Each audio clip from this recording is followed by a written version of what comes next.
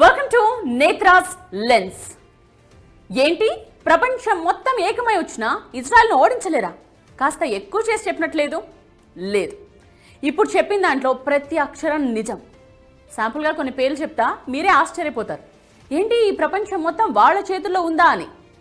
Jesus of Nazareth ఒక యూదుడు, Albert Einstein ఒక యూదుడు, కార్ల్ మార్క్స్ ఒక యూదుడు, వ్యాక్సిన్ సూదిని కనిపెట్టింది ఒక యూదుడు, పోలియో వ్యాక్సిన్ కనిపెట్టింది, లుకేమియాకు మందు తయారు చేసింది, హెపటైటిస్ బి మందు కనుగొన్నది, micro processing chip, nuclear chain reactor, traffic lights, optical fibre cable, stainless steel, sound movies, telephone microphone, video tape recorder, Polo company, Levi's jeans, Starbucks, Google, Dell computers, Oracle, Baskins and Robbins, Dunkin Donuts, CNN, ABC, Washington Post. వీటన్నిటి వెనుక ఉన్నది యూదులు. లిస్టులా చెప్పుకుంటూ పోతే కనీసం గంట 2 గంటలు పడుతుంది. మీరు ఏ రంగమైనా తీసుకోండి, యూదులు లేకపోతే అడగండి.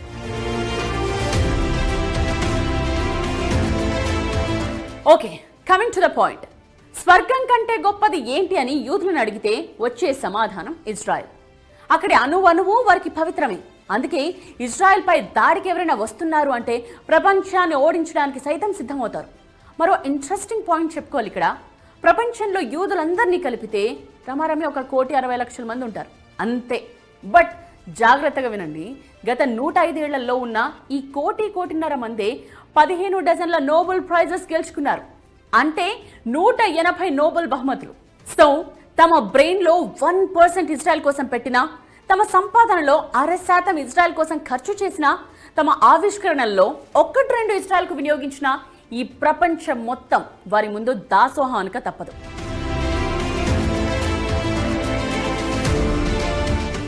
అసలు చుట్టూ 6 శత్రు దేశాలను పెట్టుకుని తొడగొట్టి నిలబడుతోందంటేనే యూ కెన్ ఇమాజిన్ ఇజ్రాయెల్ ఎంత పవర్ఫుల్లో అని. యూదులకు ఇంత బ్రెయిన్ పవరా? ఇజ్రాయెల్ అంటే అంత కస వాళ్ళకి? No doubt. శతాబ్దాలుగా వాళ్ళు పడ్డ కష్టం అలాంటిది. 100 ఏళ్లుగా ఎంతమంది ఎన్నిసార్లు దండయాత్రలు చేసి ఊచకోత కోశారు. బాబిలోనియన్లు యూదులను బానిసలుగా మార్చుకున్నారు.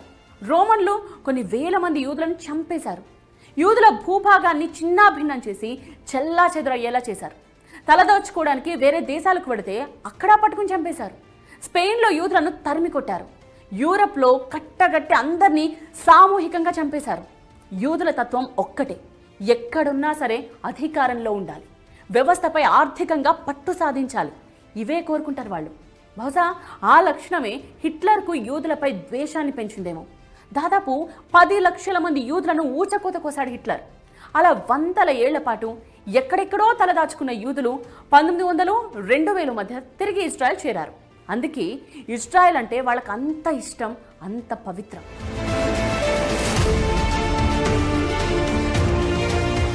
సరే, ఇంతకీ ఇరాన్తో గొడవేంటి? దీనికి ఆన్సర్ చెప్పుకునే ముందు కాస్త హిస్టరీకి వెళ్ళాలి. హోలీ ల్యాండ్, పవిత్ర భూమి.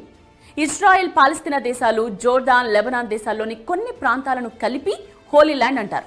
జాగ్రత్తగా గమనిస్తే ఇప్పుడు చెప్పుకునే ఈ దేశాల్లో ఇజ్రాయెల్ తప్ప అన్ని అరబ్ దేశాలే. బాగా గుర్తుంచుకోవాలి ఇక్కడ. ఈ హోలీ ల్యాండ్ను ఐక్యరాజ్య సమితి 1947లో విభజించింది. ఇజ్రాయెల్ను ఓ దేశంగా ప్రకటించింది. తమ పవిత్ర భూమిలో ఇజ్రాయెల్ కోసం ఒక ప్రాంతాన్నిచ్చి దాన్నొక దేశంగా గుర్తించడం ఏంటి అనేది అరబ్ దేశాల కోపం, ముఖ్యంగా పాలస్తీనా. సో పాలస్తీనా సివిల్ వార్కు దిగింది. ఈజిప్ట్ ఏమో గాజాను లాక్కుంది. జోర్డాన్ వెస్ట్ బ్యాంక్ ప్రాంతాన్ని కైవసం చేసుకుంది. అప్పటికే యూదులు మహాశక్తిమంతులయ్యారుగా. 1967లో జస్ట్ 6 రోజుల యుద్ధం చేసింది ఇజ్రాయెల్. అంతే, ఈజిప్ట్ నుండి గాజాను, జోర్డాన్ నుండి వెస్ట్ బ్యాంక్ను వెనక్కి తెచ్చుకుంది. బట్ గాజా నుండి ఇజ్రాయెల్కు నిత్యం దాడి ఎదురవుతూనే ఉంది. కారణం గాజాను హమాస్ పరిపాలించడం. ఆ హమాస్కు ఇజ్రాయెల్ని ఎదిరించేంత ధైర్యం, సాహసం ఎక్కడదంటే పాలస్తీనా, Iran and other Arab countries. హమాస్కు ఇరాన్ పరోక్షంగా ఆయుధాలు సప్లై చేసింది, కావాల్సిన ధన సహాయం కూడా చేస్తూ వచ్చింది. సో ఇప్పుడు లింక్ తెలిసిందిగా. ఇరాన్ అంటే ఇజ్రాయెల్కు, ఇజ్రాయెల్ అంటే ఇరాన్కు ఎందుకంత కోపమో.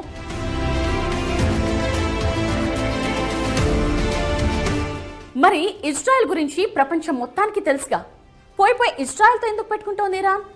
కొన్నేళ్లుగా ఇజ్రాయెల్ను ఓడించేందుకు ఇరాన్ చేయని ప్రయత్నమే లేదు. అణుబాంబ్ కోసం ఎంతలా శ్రమిస్తోందో. ఇజ్రాయెల్పై వేస్తుందో లేదో తెలియదు కానీ ఏం చేసైనా సరే అణుబాంబులు తయారు చేసుకోవాలనే లక్ష్యంతో ఉంది. ఇజ్రాయెల్పై ఎప్పటికైనా పైచేయి సాధించాలనే తపన దాంది. కానీ ఇజ్రాయెల్ ముందుకు పోనిస్తేగా ఇరాన్ను. ఎప్పటికప్పుడు ఇరాన్ న్యూక్లియర్ ప్లాంట్స్ను నాశనం చేస్తూనే వస్తోంది ఇజ్రాయెల్.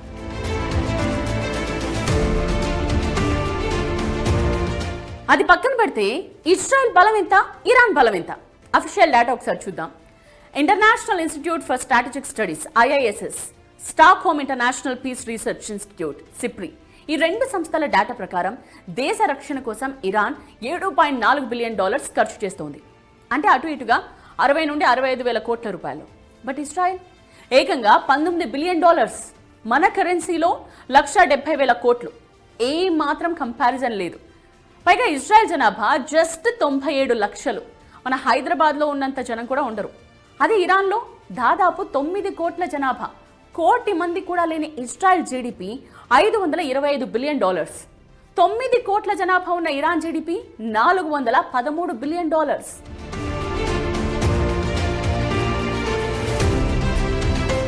సరే, ఈ రెండు దేశాల సైనిక శక్తి ఎంత అది కూడా చూద్దాం.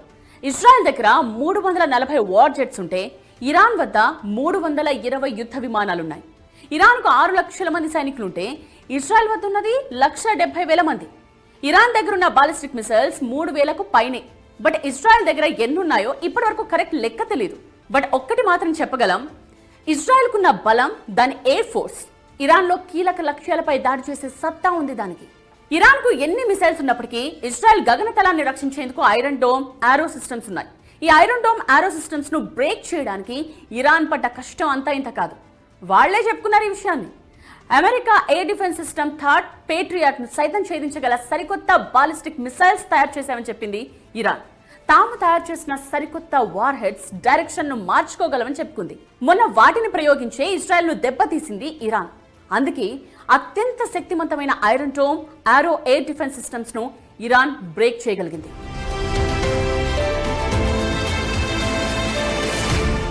ఈ రెండు దేశాల మధ్య ముఖ్యంగా చెప్పుకోవాల్సింది సైబర్ వార్. ఇది ఏ స్థాయిలో జరుగుతోందంటే కనీసం ఊహించలేరు కూడా. 2023లో జస్ట్ 83 రోజుల్లోనే ఇరాన్పై 3,380 సైబర్ దాడులు చేసింది ఇజ్రాయెల్. ఇరాన్లోని పెట్రోల్ స్టేషన్స్ ను సైతం గందరగోళంలో పడేసింది. సరిగ్గా ఆ సమయంలోనే ఎందుకన్ని సైబర్ అటాక్స్ అంటే ఇరాన్లో అప్పుడు పార్లమెంట్ ఎన్నికలు జరుగుతున్నాయి కాబట్టి. అంటే రోజుకు 40 సైబర్ దాడులు, గంటకు దాదాపు 2 సైబర్ అటాక్స్ ఉక్కిరిబిక్కిరి చేసింది ఇరాన్ను.